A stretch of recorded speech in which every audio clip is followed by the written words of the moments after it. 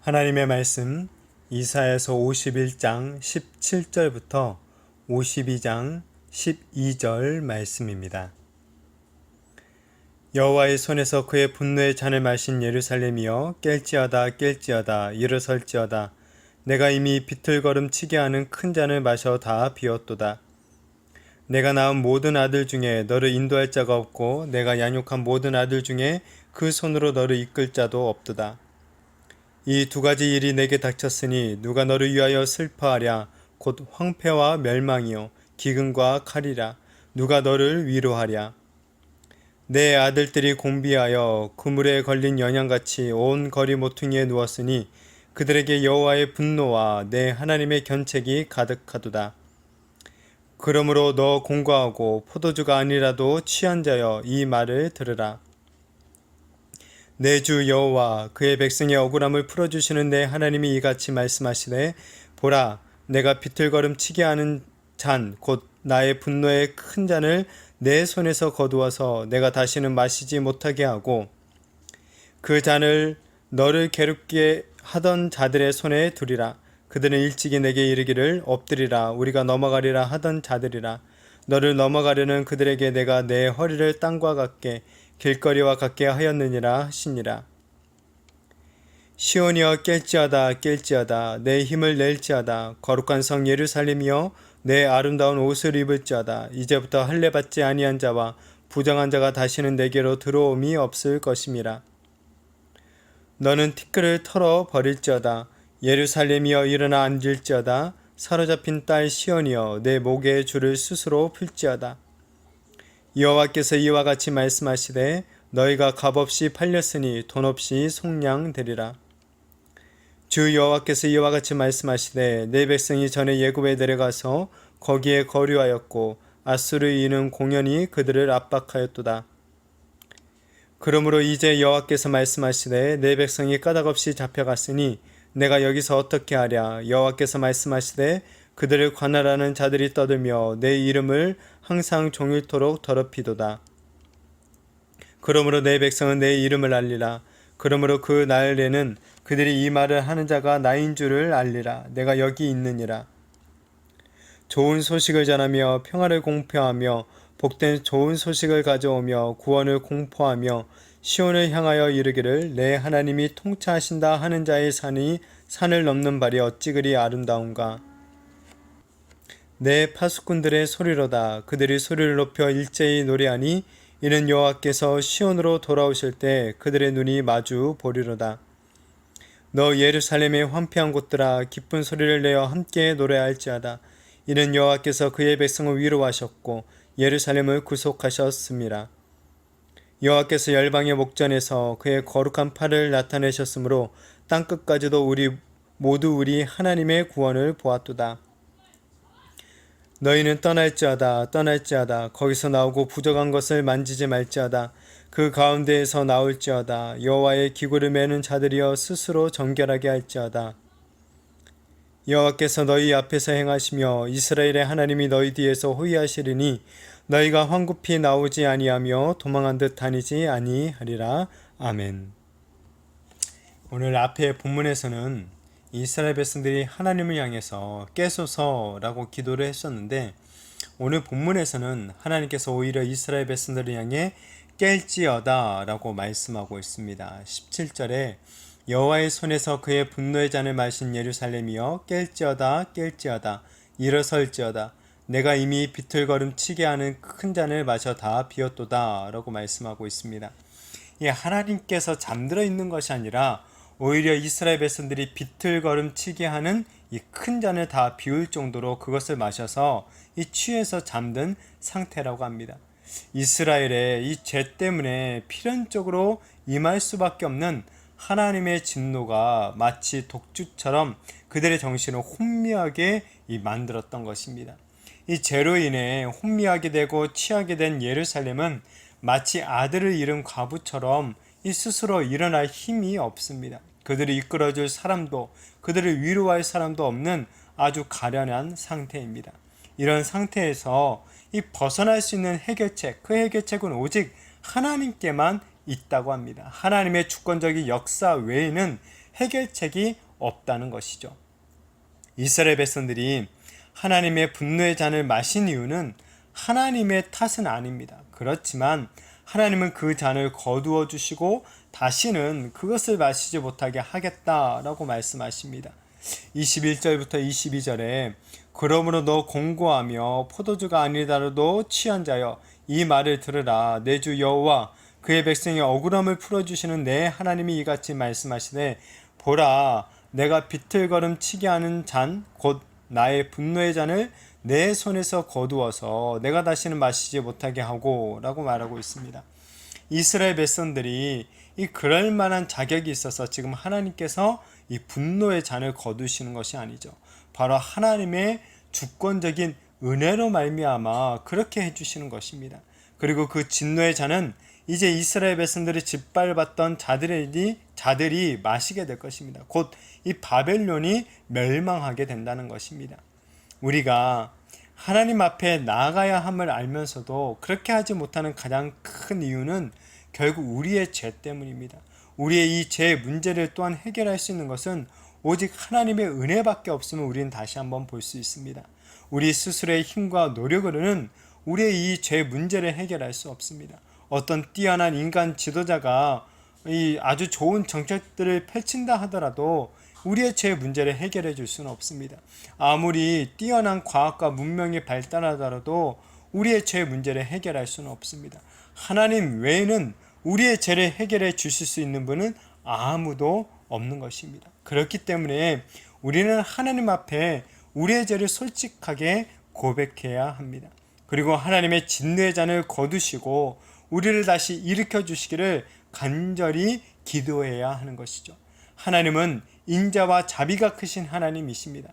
우리를 향해 영원히 진노를 품지 않으시고 우리가 회개할 때 이 용서를 베풀어 주시는 분이십니다. 하나님의 이런 크신 자비를 믿고 다시 깨어나는 우리들이 되었으면 좋겠습니다. 이 죄에 취한 상태에서 깨어나서 정말 하나님의 은혜를 더욱 강구하며 나가는 우리들이 되어지기를 바랍니다. 이어서 이 하나님은 다시 한번 이 깨어날 것을 말씀하십니다. 52장 1절부터 2절에 시온이여 깰지어다 깰지어다 내 힘을 낼지어다 거룩한 성 예루살렘이여 내 아름다운 옷을 입을지어다 이제부터 할례받지 아니한 자와 부정한 자가 다시는 내게로 들어옴이 없을 것임이라 너는 티끌을 털어 버릴지어다 예루살렘이여 일어나 앉을지어다 사로잡힌 딸 시온이여 내 목의 줄을 스스로 풀지어다 라고 말씀하고 있습니다. 하나님은 이스라엘 백성들을 향해 깨라 깰지어다 라고 말씀하시면서 이어서 아름다운 옷을 입으라 라고 하십니다. 지금 이스라엘 백성들은 이 노예의 옷을 입고 있습니다. 그러나 이제 하나님의 구원을 믿고 이런 노예의 옷을 벗어버리고 아름다운 옷으로 갈아입어야 한다라는 것이죠. 하나님은 이처럼 이 죄의 노예로 살아갔던 우리들의 이 더러운 옷을 벗겨주셨습니다. 죄로 인해 더러워진 우리들의 옷을 벗겨주시고 대신 예수 그리스도라는 의의 옷, 이 정결한 옷을 입혀주셨습니다. 이렇게 아름다운 옷으로 갈아입었는데 이 다시 더러웠던 그 상태로 돌아간다는 것, 그것은 아주 어리석은 일일 것입니다. 하나님이 원하시는 일이 아니죠. 이 깨끗한 옷에 합당한 깨끗한 삶을 살아가야 하는 것입니다. 하나님의 말씀을 온전히 믿고 순종하는 삶을 살아가야 하는 것입니다. 이어서 하나님은 마치 이스라엘 백성들이 억울한 일을 당했다는 듯이 이 또한 마치 전혀 죄를 지은 적이 없고 하나님의 어떤 징계를 받을 이유도 없다는 듯이 이 말씀을 또한 하십니다. 이스라엘이 전에 애굽에 당한 일이나 이 아수르에 당한 일이 모두 다 까닭없이 이루어진 일이라고 합니다. 그리고 이 하나님의 백성을 괴롭히는 자들이 감히 하나님의 이름을 더럽히고 있다라고 말씀하시면서 그들을 치시고 이 자기 백성들을 이제 구원하시겠다라는 그런 뜻을 밝혀주고 있습니다.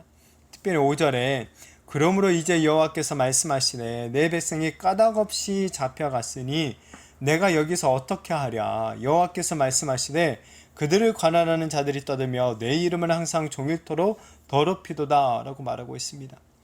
하나님은 예루살렘의 멸망이 그들의 죄 때문이었다라고 지금까지 계속 말씀하셨습니다. 그러면서도 오늘 본문에서는 이 마치 언제 그런 말을 했냐는 듯이 이 자기 백성들이 무고하다, 이 죄가 없다라고 말씀하고 있습니다. 하나님께서는 이 예레미야 선지자에게도 내가 그들의 악행을 사하고 다시는 그 죄를 기억하지 아니하리라 라고 말씀하고 있습니다. 이처럼 하나님께서는 이제 이스라엘 백성들의 모든 죄악들을 다 잊으셨다라는 것이죠. 이 자기 백성을 괴롭히는 자들에게만 그렇기 때문에 분노하고 있는 것입니다. 이것이 바로 하나님의 자녀가 가진 이 권세인 것입니다. 우리가 잘나서 하나님의 자녀가 된 것이 아니죠. 우리에게 어떤 죄가 정말 없어서 하나님으로부터 이런 어떤 용서를 받고 어떤 권세를 얻은 것도 아닙니다.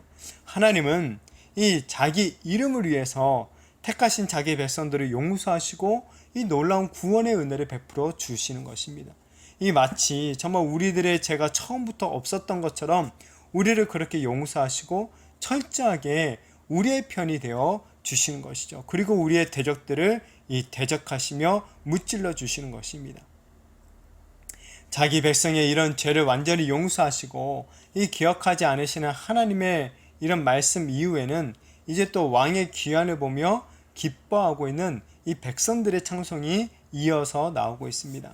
이 7절부터 8절에 좋은 소식을 전하며 평안을 공포하며 복된 소식을 가져오며 구원을 공포하며 시온을 향하여 이르기를 내 하나님이 통치하신다 하는 자의 산을 넘는 발이 어찌 그리 아름다운가. 내 파수꾼들의 소리로다. 그들이 소리를 높여 일제히 노래하니 이는 여호와께서 시온으로 돌아오실 때 그들의 눈이 마주 보리로다 라고 말하고 있습니다.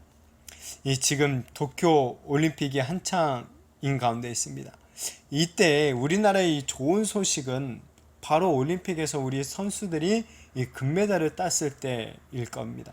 이처럼 이스라엘 백성들에게 가장 좋은 소식이 전해지고 있다고 합니다. 그 좋은 소식의 내용은 바로 하나님께서 다시 돌아오셔서 예루살렘으로 돌아오셔서 다시 이스라엘 백성들을 통치하신다라는 것입니다. 곧 이 한마디로 복음이 전파되고 있는 것입니다. 하나님이 지금까지 이스라엘을 버리고 떠나고 이 버리신 줄로만 알았습니다. 하나님이 바벨론의 우상들보다 이 약한 줄로만 알았습니다. 그런데 하나님께서 승리자로 다시 이스라엘에게로 돌아오신다라는 것입니다. 그래서 이 이스라엘을 회복시키시고 구원하시고 이 통치하신다고 하시니 이보다도 더 좋은 소식이 없는 것이죠. 하나님의 통치로 말미암아 이제 황폐해졌던 예루살렘이 기쁨으로 노래하게 됩니다. 그러나 이 구원의 이 기쁜 소식이 단지 이스라엘에게만 전달되고 있는 것은 아니죠. 온 열방에까지 이 복음이 전해지고 있습니다. 10절에 여호와께서 열방의 목전에서 그의 거룩한 팔을 나타내셨으므로 땅끝까지도 모두 우리 하나님의 구원을 보았도다 라고 말하고 있습니다. 이 땅끝까지 이 복음이 전파되어지며 하나님의 구원의 역사가 이루어진다라는 것을 보게 됩니다. 하나님의 백성에게는 이 회복이 약속되었습니다. 이들은 하나님의 구원을 노래하며 이 출애굽 때와 같은 영광이 임할 것을 또한 기대하고 있습니다. 선막의 기구들을 메는 레위인들을 앞장 세워서 이 부정한 땅에서 떠나며 하나님께서 또한 앞뒤에서 그 백성들을 호위하는 모습을 보여주고 있는데 이 모습은 마치 이스라엘이 출애굽할 때 그들과 함께 하셨던 이 하나님의 모습을 반영해 주고 있는 것입니다. 이 반석에서 물을 내시며 만나와 메추라기로 그들을 먹이시고 구름 기둥과 불 기둥으로 이 살뜰하게 정말 출애굽한 이스라엘을 보호하셨던 하나님의 통치가 바벨론 포로로 있는 이스라엘 백성들 위해 다시 임하게 될 것이다 라는 그런 기대에 찬 찬송이 울려 퍼지고 있는 것입니다. 이것이 바로 이 하나님의 백성이 가진 영광이며 또한 기쁨인 줄로 믿습니다.